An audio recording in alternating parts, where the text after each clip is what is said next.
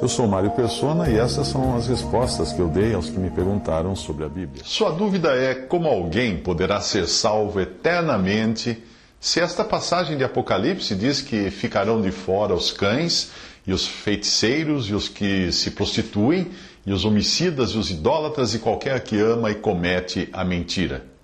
Apocalipse 22:15. Como é que então que podemos ser salvos eternamente? Se aí diz que ficarão de fora esses que praticam ou esses tipos de pecados. Bem, a passagem sim afirma dessa maneira.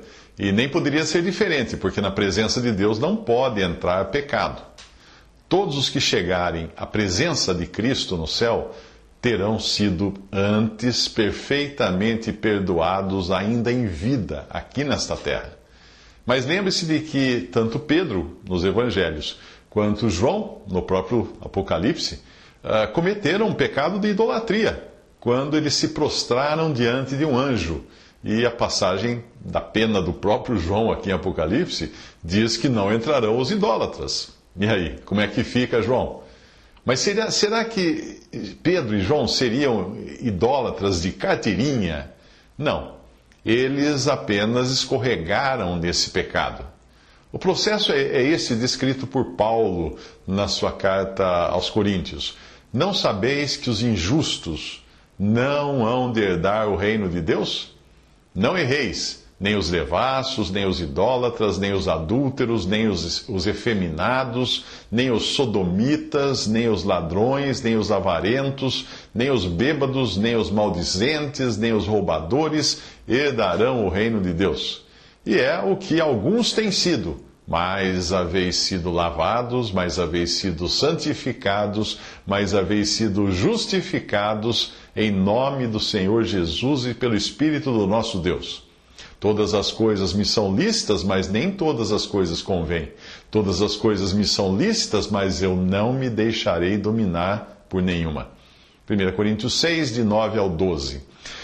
Isso quer dizer o seguinte, que um crente verdadeiro jamais irá pecar numa dessas modalidades? Será que é isso que quer dizer a passagem? Não. Não é esta questão aqui, nesta passagem. Porque o crente está sujeito, sim, a cair em qualquer um desses pecados. A questão aqui é que ele já foi lavado, já foi santificado, já foi justificado, o que equivale a dizer que já não são essas coisas que o caracterizam, mas sim a vida nova que ele agora tem em Cristo. Uma porca transformada em ovelha não vai querer sujar sua lã, mas pode eventualmente escorregar e cair na lama. Se isso acontecer, a sua natureza agora, a sua natureza de ovelha, é de querer sair logo da lama. Ela vai se sentir péssima enquanto não sair dali, enquanto a sua lã ficar suja com aquela lama. Mas a porca que não foi transformada em ovelha, ela cai na lama, adora ficar na lama e não quer sair dali de jeito nenhum. É da sua natureza de porca chafurdar na lama o tempo todo e se divertir fazendo isso. Um homem de bem pode dar um soco na cara de outro homem na hora de uma raiva, na hora de uma tensão, de um estresse. Mas ele não é um pugilista, ele é um homem de bem. Já o pugilista é reconhecido por viver distribuindo socos na cara das pessoas. É isso que ele faz o tempo todo. Eu já dei remédios para os meus filhos por minha conta. Eu acho que todo mundo que é pai e mãe também já fez isso, não é? E também até já ajudei em parto. Mas eu não sou médico nem parteiro.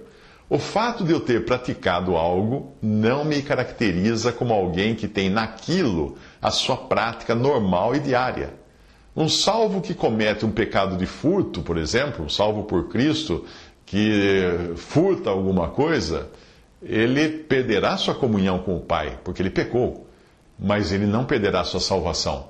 Ele terá de confessar o seu pecado e poderá desfrutar daí o perdão que já lhe foi garantido, como ensinam os primeiros 2 capítulos de 1 João. Mas você não vai dizer que roubar é a profissão, seja a profissão dele. Não. Não, você não vai poder dizer isso. Ele vai confessar o seu pecado a Deus. Aliás, uma coisa curiosa, você sabia que não existe em nenhum lugar no Novo Testamento um crente em Cristo pedindo perdão dos seus pecados? Você vai encontrar um incrédulo pedindo perdão, pedindo para ser perdoado, mas depois de salvo, ele não vai pedir perdão, ele vai confessar os seus pecados.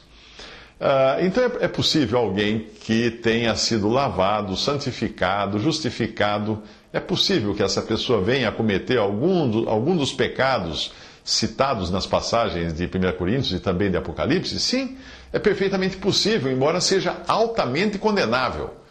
Porque se um salvo por Cristo disser que não peca, aí então ele já está pecando por mentir. Ele é mentiroso.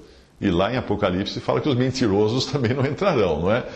Veja a passagem de 1 João. Se dissermos que não temos pecado, enganamo-nos a nós mesmos e não há verdade em nós. Se confessarmos os nossos pecados, Ele é fiel e justo para nos perdoar os pecados e nos purificar de toda injustiça. Se dissermos que não pecamos, fazemo-lo mentiroso e a sua palavra não está em nós. Meus filhinhos, estas coisas vos escrevo para que não pequeis. E se alguém pecar, temos um advogado para com o Pai, Jesus Cristo, o justo. Ele é a propiciação pelos nossos pecados, e não somente pelos nossos, mas também pelos de todo o mundo. Filhinhos, escrevo-vos, porque pelo seu nome vos são perdoados os pecados. Isso está em 1 João, capítulo 1, de 8 a 10, e 1 João, capítulo 2, versículos 1 e 2, e versículo 12. Visite Respondi.com.br.